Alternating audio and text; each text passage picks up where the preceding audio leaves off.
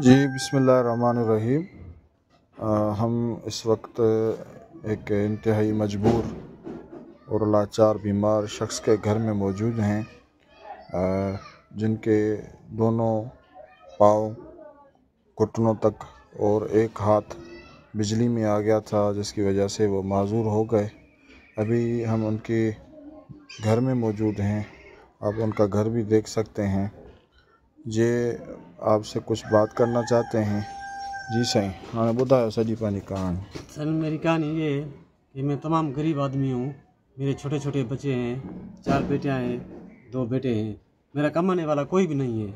मैं सड़क पे बैठता हूँ तभी मेरा घर चलता है। कभी सर मेरी ये गुजारिश है कि मैं तमाम गरीब आदमी हूँ, मैं काम करता हूँ एक हाथ से भी। मैं स्टेबलाइजर का ये मैं काम इलेक्ट्रिक का काम करता हूँ और जिससे मेरा घर चलता है। कभी कभी तो भूखे भी बैठते हैं। मेरी गुजारिश है आपसे कि मेरा कुछ ना कुछ करें, जो मेरा घर चल सके, कि बच्चों के लिए कुछ ना कुछ करें, क्योंकि मेरे घर की दीवार भी नहीं है और मेरे इलाज के लिए भी कुछ हो सके सर आपसे मेरी हेल्प करें सर, कि मेरा घर भी बन जाए,